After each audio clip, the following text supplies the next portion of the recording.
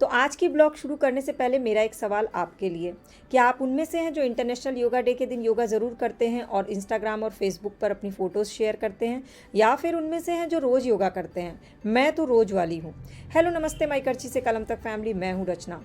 और कैसे हैं आप लोग? I hope and I wish आप सब बहुत अच्छे होंगे। वैसे तो मैं योगा अपनी बालकनी में करती हूँ, पर आजकल इतनी तेज़ धूप हो रही है कि मैंने अपने रूम की खिड़की खोल करके, जहाँ से धूप आ रही थी वहाँ बैठ करके मैं योगा करती हूँ। और सबसे पहले अपने फेस को अपनी हथेली से गर्म करके अपने फेस को वार्म अप करती हूँ। मैं आपको योगा से जुड़ी कोई बहुत ज़्यादा डीप नॉलेज नहीं देने वाली हूँ, बस कुछ बेसिक चीज़ बताने वाली हूँ आज की ब्लॉग में, और बहुत सारे टिप्स ट्रिक जुगाड़ इस ब्लॉग में आपको देखने को मिलेंगे। तो मेरा सबसे पहला जो योगा होता है, जो मैं 18-20 साल से करी, वो है लोम विलोम। आपको पता है ये लोम विलोम क्या करता है? ये जो नाक के पास जो कंजेशन हो जाता है ना, उसको होने से रोकता है। और कभी भी सर्दी खांसी आपको जल्दी नहीं होगी, इवन बच्चों को भी नहीं होगी अगर बच्चे रोज़ 11 बार या 21 बार लोम विलोम कर लें। तो अगर 2 मिनट लगता है 11 या 21 बार करने में, तो 2 मिनट तो आप दे सकते हैं। दूसरा योगा होता है जो पेट के लिए, जिन लोगों को पेट की कोई भी प्रॉब्लम होती हो, पेट निकला हो या अंदर पेट के इंटरनल भी किसी तरह की प्रॉब्लम हो, तो उसके लिए होता है कपाल भारती। अगर आपको डिटेल में देखना होगा ना, तो मेरे चैनल के प्लेलिस्ट पे इन सब का डिटेल वीडियो शेयर किया हुआ है। लेकिन ये कुछ बेसिक योगा मेरे ख्याल से हर लेडीज़ को भी 15 मिनट अपने लिए निकालना चाहिए। तीसरा जो योगा है, ये चेस्ट को स्ट्रॉन्ग रखता है, हार्ट को स्ट्रॉन्ग रखता है। नाक से सांस खींचना होता है और मुंह से छोड़ना होता है, थोड़ी देर अपने सांस को रोकना होता है। बस इसमें ध्यान रखना कि आप शुद्ध इन्वायरमेंट में इसको करिए, क्योंकि आप जो ऑक्सीजन इनहेल करते हैं ना, वो आपके चेस्ट में स्टे करता है और आपके चेस्ट को स्ट्रॉन्ग बनाता है, आपके हार्ट को स्ट्रॉन्ग बनाता है। ऑक्सीजन सप्लाई जो वो होता है ना, वो बहुत प्रॉपर हो जाता है। चौथा जो है, ये मेरा फेस योगा है और हाथ के जॉइंट्स के लिए एक साथ ही कर लेती हूँ, या यूँ बोले कि दो योगा एक साथ करके टाइम बचा लेती हूँ। इसके बाद ये गर्दन को मैं लेफ़्ट राइट करती हूँ। ये सारे योगा मैं कम से कम 21 बार ज़रूर करती हूँ। मैं सिर्फ आपको ट्रायल में एक बेसिक बता रही हूँ। गर्दन को दोनों तरफ करने से जिनको सर्वाइकल की प्रॉब्लम है वो ठीक रहती है, ऊपर नीचे करने से भी। तो पूरा पीछे रीढ़ की हड्डी का इससे एक्सरसाइज हो जाता है। ये जो है सर्कल घुमाने वाला अपोजिट दोनों डायरेक्शन में, इससे जॉइंट्स जो है उसमें पेन नहीं होता और जॉइंट्स जो है वो स्ट्रॉन्ग रहते हैं और हड्डी की प्रॉब्लम नहीं होती है। तो सारे जॉइंट्स को इस तरह से कर लेती है। इसके बाद आती है कमर की बारी। तो कमर के कोई भी तरह का दर्द हो या कुछ भी हो, उसके लिए इस तरह से आपको 21 बार करना है पलट करके। अगर आप नहीं कर सकते हैं तो कोई बात नहीं, मैं कर लेती हूँ, अपने शरीर को स्ट्रेचेबल ऐसा बनाया है। और फिर लास्ट में पैर के जॉइंट्स और पूरे पैर के लिए ये बटरफ्लाई वाला जो योगा होता है ना, ये करती हूँ। इन सारे प्रोसेस में मुझे 15 मिनट लगता है। अब इसके बाद बहुत सारे लोग को बैक में प्रॉब्लम होती है, बैक इन द सेंस कि उनका हाथ पीछे नहीं जाता। तो ये क्योंकि शरीर जो है ना उतना स्ट्रेचेबल होता नहीं है, क्योंकि आप उसको ऐसा बनाते नहीं है, तो ये बैक कर लेती हूँ। और लास्ट में झुकने के लिए, कि आपको झुकने पे दर्द ना हो, आगे और पीछे दोनों तरफ झुकना बहुत ज़रूरी होता है, इसलिए ये कर सकते हैं। और मेरा लास्ट होता है फेस योगा से। फेस योगा वैसे मैं कोई ऑयल लगा करके ही करती हूँ। आज वीडियो बनाने के चक्कर में मैं ऑयल लेना भूल गई, तो मैंने आपको मैं बता रही हूँ कि फेशियल पॉइंट्स होते हैं कुछ कुछ, और ये जो होता है ना, ये फेस पे रिंकल्स और फाइन लाइंस आने को रोकता है। फेस योगा की भी मैंने अलग से वीडियो शेयर की, अगर आपको नहीं मिलेगी तो कमेंट करिएगा, मैं आपसे उसकी लिंक शेयर कर दूँगी। फेस योगा ज़रूरी नहीं कि 40 के बाद ही किया जाए, आप किसी भी उम्र में फेस योगा कर सकते हैं। फेस योगा आपकी स्किन को टाइट रखता है, स्किन को ग्लो करता है, बढ़ाता है, और एक्चुअली में फ़ील अच्छा कराता है। मेरे लिए योगा मेरे शरीर से ज़्यादा मुझे फीलिंग अच्छी होती है योगा करके, या यूँ बोलो कि मेरी एक एडिक्शन हो गई है। अब ये जो है ना लास्ट, ये आप किसी भी समय कर सकते हैं। इसको आपको कम से कम 3 मिनट तक करना है ऐसा स्टेप। इससे क्या होता है, जब आप एड़ी ऐसे ऊपर करके खड़ा करते हो तो आपके शरीर की पूरी हड्डियाँ जो है ना वो स्ट्रेच हो जाती हैं।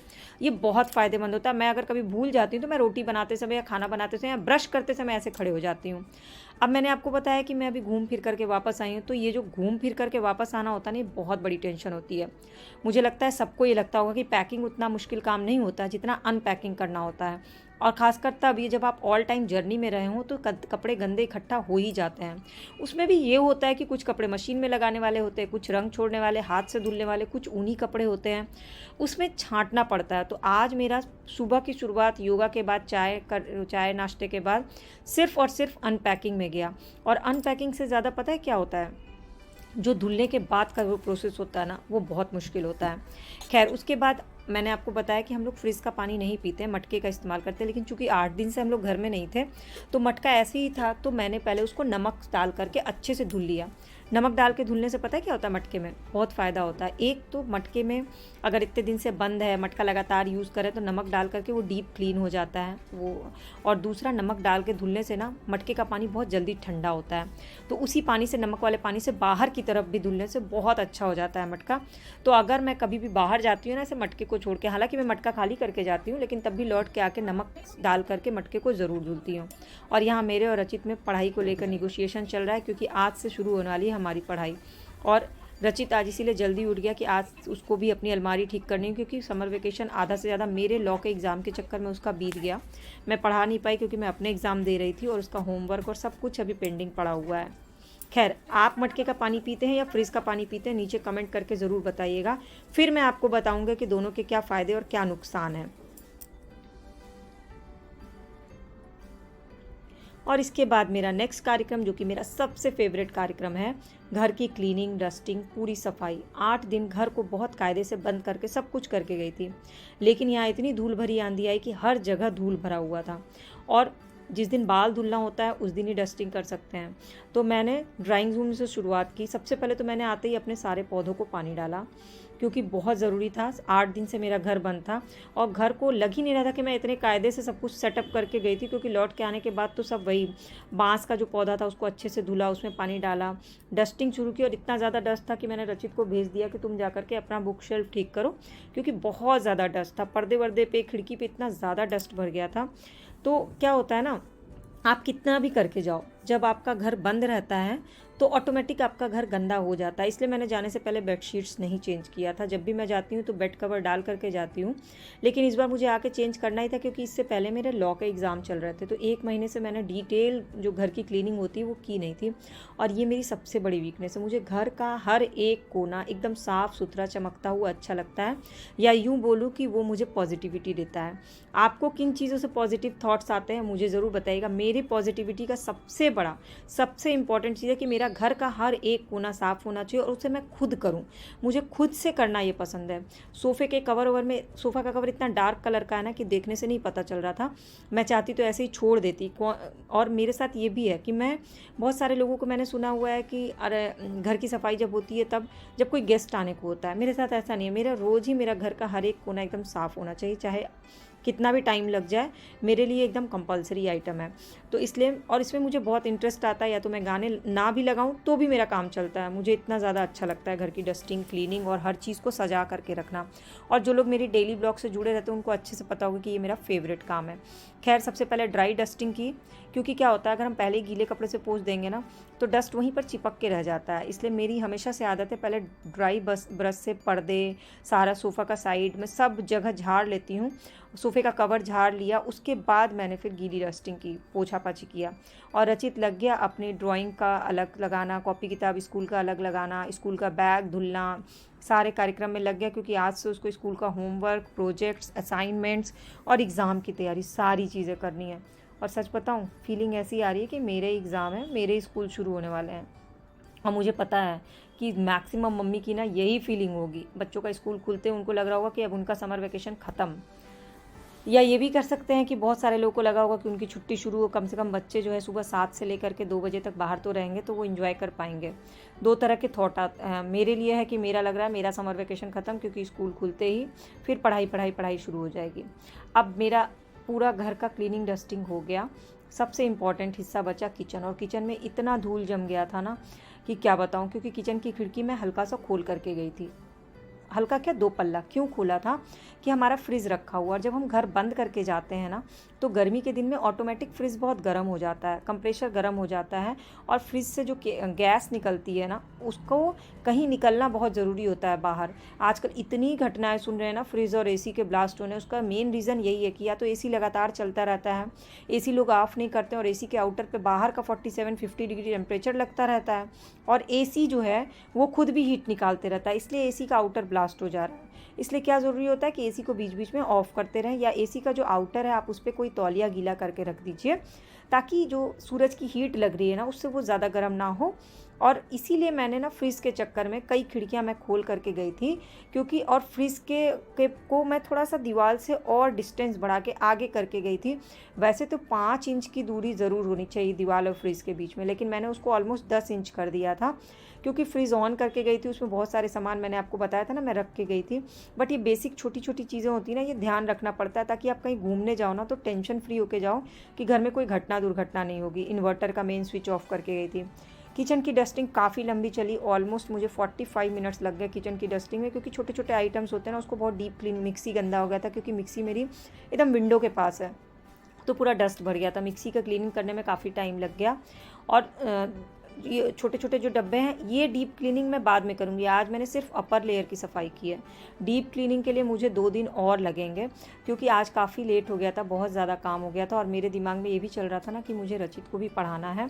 मेरी वजह से उसकी पढ़ाई ऑलरेडी 1 महीने एग्ज़ाम के चक्कर में ना सब कुछ पीछे हो गया, तो मुझे खुद में ही गिल्टी फीलिंग आने लगती है। ऐसा नहीं कि वो खुद से नहीं पढ़ सकता है, वो पढ़ सकता है, लेकिन मेरे साथ बैठ के पढ़ना, जब मैं उसको लेसन्स पढ़ाती हूँ ना तो वो बेटर तरीके से पढ़ पाता है। इसलिए क्या होता है, इस बार मैंने सोचा इस सेशन में 4th क्लास से मैं उसको सेल्फ डिपेंडेंट बनाऊंगी पढ़ाई में, कि हर चैप्टर के एक एक लाइन से कैसे क्वेश्चंस निकालते हैं, कहाँ पे फिलिंग द ब्लैंक निकल सकता है, कहाँ ट्रू एंड फॉल्स निकल सकता है, कहाँ पे शॉर्ट क्वेश्चन निकलेंगे, कहाँ लॉन्ग क्वेश्चन निकलेंगे, और लास्ट में पूरे चैप्टर को आप समराइज वे में कैसे, किसी भी सब्जेक्ट के चैप्टर को समराइज वे में कैसे एक्सप्लेन कर सकते हैं। किताबी भाषा रटना नहीं है, या क्वेश्चन जो एग्ज़ाम क्वेश्चन पेपर जो होता है ना चैप्टर के लास्ट में बच्चे सब वही रट लेते हैं और ख़त्म। नहीं, मुझे वो वाली पढ़ाई नहीं करानी। मुझे ये कराना है कि उस चैप्टर से रिलेटेड कहीं भी कोई कुछ पूछे ना तुम इंस्टेंट बता सको। और जब तक मैं ये कर रही थी, रचित चला गया अपने पापा के साथ हेयर कटिंग कराने, और एकदम चेहरा इसका बदला हुआ लग रहा था। स्कूल के अकॉर्डिंग हेयर कटिंग हो गई और बिल्कुल नहा धो करके रेडी हो गया रचित, और इसकी अलमारियाँ भी ठीक हो गई। इसने अपना कमरा पूरा अच्छे से ठीक कर लिया, और अब हमारे नेक्स्ट सेशन की तैयारी शुरू हो गई। रचित बैठ गया अपना वर्कशीट सॉल्व करने के लिए, और मेरा लास्ट काम बचा था बस ये था, इस रूम में पोछा लगाना। हमारे बेडरूम में हम लोग फ्लोर पर ही बैठ करके पढ़ते हैं, दिन भर बैठते हैं। ये मेरे हर घर में रहा है कि जूता चप्पल अलाउड नहीं रहता, लेकिन एक कमरा हम लोग फ्लोर यूज़ करते हैं, तो उसमें झाड़ू पोछा मैं खुद से करती हूँ। पता है क्या, फ्लोर में नंगे पैर चलने से क्या फ़ायदा होता है, हमारे शरीर के जितने भी एक्यूप्रेशर पॉइंट्स हैं ना वो सब हमारे तलवे में होते हैं। तो जब हम चप्पल पहन के चलते हैं तो हमारा जो एक्यूप्रेशर पॉइंट है वो वर्क नहीं कर पाता, और जब हम खाली पैर चलते हैं, इवन बच्चों के लिए बहुत ज़रूरी है खाली पैर चलना, तो क्या होता है सारे एक्यूप्रेशर पॉइंट्स चलने से प्रेस होते हैं, तो शरीर में हड्डी से जुड़ी प्रॉब्लम नहीं होती है, मसल्स वीक नहीं होती है, ब्लड सर्कुलेशन सही रहता है। इसीलिए कोशिश ये करनी चाहिए, जाड़े की बात, ठंड के मौसम की बात छोड़ दी जाए तो बाकी मौसम में कोशिश करनी चाहिए कि खाली पैर चलना चाहिए। फिर खाना वाना खाने के बाद हम लग गए पढ़ाई में, और ट्यूशन टाइम हो गया। आज से रचित का ट्यूशन शुरू हो गया, और वहीं फ्लोर पर बैठ करके मैंने उसको पढ़ाया सारी चीज़ें, चैप्टर्स थोड़ा थोड़ा करके, हर सब्जेक्ट को थोड़ा थोड़ा पढ़ाया, क्योंकि आज ही से हमारी शुरुआत हुई है पढ़ाई की। तो मुझे क्या लगता है ना, आजकल क्या हमारे टाइम में भी कोई ऐसा आइडियल बच्चा नहीं होता होगा जो बोलता होगा कि नहीं मुझे पढ़ने का मन हो रहा, मैं पढ़ने जा रहा हूँ, मुझे खेलना नहीं है, मुझे टीवी नहीं देखना है। तो ऐसा कोई आइडियल, तो जो पेरेंट्स ये एग्जांपल देते ना हमारे टाइम में हम इतना पढ़ते थे, तुम लोग नहीं पढ़ते हो, वो मुझे लगता है वो नहीं करना चाहिए बच्चों को, क्योंकि कोई भी चीज़ ज़बरदस्ती नहीं करानी चाहिए। अगर थोड़ा थोड़ा करके हर चीज़ कराई जाएगी ना तो बच्चों का इंटरेस्ट बना रहेगा, और हमेशा अपने टाइम से कंपैरिजन नहीं करना चाहिए बच्चों का। हर जनरेशन का एक अलग अलग प्लस और माइनस पॉइंट होता है, उन सबको साथ में लेके चलना चाहिए, तो ही ये जनरेशन गैप नहीं होता है। तो मेरे और रचित के साथ यही है कि मैं रचित के साथ, रचित के समय की जो चीज़ें उसको भी समझने की कोशिश करती हूँ, और एग्जाम्पल के साथ अपने समय का भी बताती हूँ, ना कि तुलना करके बताती हूँ उसको कि हम तो ऐसा करते थे तुम ऐसा नहीं करते हो। तो हम लोग में एक काफ़ी अच्छा डिस्कशन हो जाता है, और मुझे पढ़ाना पर्सनली बहुत पसंद है, और नई नई टेक्निक के साथ पढ़ाने में, उसके साथ किसी भी एज ग्रुप के लोगों को पढ़ाना मुझे बहुत इंटरेस्ट आता है। तो मेरा टाइम बहुत अच्छा पास हो जाता है रचित को पढ़ाने में, और नई नई चीज़ें इसी बहाने सोचने का मौका मिलता है। खैर, आप क्या अपने बच्चों को रह रह के तुलना करते हैं कि हमारे टाइम में हम ऐसा करते थे तुम ऐसा नहीं करते हो, तो मुझे ज़रूर बताइएगा। अगर मेरी ब्लॉग अच्छी लगती है तो सब्सक्राइब या फॉलो बटन को क्लिक कर लीजिएगा, और मेरी ब्लॉग में सबसे अच्छा आपको क्या लगता है ये मुझे कमेंट करके ज़रूर बताइएगा। और प्लीज़ मेरी इस फैमिली से हमेशा हमेशा जुड़े रहिएगा, क्योंकि हमारा और आपका जो स्ट्रॉन्ग बॉन्ड है ना वो तभी बनेगा जब हम एक दूसरे से कनेक्टेड रहेंगे, एक दूसरे को अच्छे से बेहतर से समझेंगे। मेरी कोशिश सिर्फ़ और सिर्फ ये होती है कि अपनी ब्लॉग के थ्रू मैं आपसे लाइफ से जुड़ी छोटी छोटी टिप्स ट्रिक्स, जुगाड़, पेरेंटिंग से जुड़ी, स्किन केयर, कुकिंग रेसिपीज़, घर गृहस्थी, पढ़ाई लिखाई, सब चीज़ें, सब जो मेरे पास थोड़ा बहुत नॉलेज है वो आपसे अपनी ब्लॉग के थ्रू शेयर कर सकूँ। सिर्फ़ और सिर्फ मेरी इतनी कोशिश है, और आई होप कि मैं थोड़ा बहुत अपनी कोशिश में कामयाब हो पाती हूँ। जब आप मुझे कमेंट करते हैं ना कि आपको मेरी और रचित की बॉन्डिंग या पेरेंटिंग बहुत अच्छी लगती है, तो मुझे बहुत अच्छा लगता है कि चलो 1% ही मैं थोड़ा बहुत अपनी कोशिश में कामयाब हो पा रही हूँ। तो प्लीज़ नीचे कमेंट करके मुझे ये ज़रूर बताया करिए, ताकि मेरा भी ना मतलब वो कॉन्फिडेंस बढ़ा रहे। क्योंकि क्या होता है, दिखने से सबको लगता हो कि सब कुछ एकदम बेस्ट है, परफेक्ट है, बट बेसिकली सब कुछ परफेक्ट बनाने के लिए ना कॉन्फिडेंस की बहुत ज़रूरत होती है। और कॉन्फिडेंस एक तो होता है सेल्फ कॉन्फिडेंस, कि मुझे खुद पे कॉन्फिडेंस है, लेकिन जब कोई दूसरा, कोई और फैमिली मेम्बर्स बताता है ना अपने बारे में, चाहे वो कमियां ही बताए, तो उसको और बेहतर करने के लिए और मन होता है। तो कभी भी नेगेटिव चीज़ों से मैं भागती नहीं हूँ, और ना भागना चाहिए किसी को भी। अगर मुझे आपको कोई मेरी ब्लॉग में कोई नेगेटिव चीज़ भी लगती है, वो भी आप मुझे कमेंट करके बताइए, मैं उसको भी इम्प्रूव करने की कोशिश करूँगी। बट कोशिश करना कभी नहीं छोड़ना चाहिए। और ये बात मैं आप लोगों के लिए भी कह रही हूँ, सभी के लिए इस चीज़ को हमेशा ध्यान रखिएगा कि कोशिश कभी मत छोड़िएगा।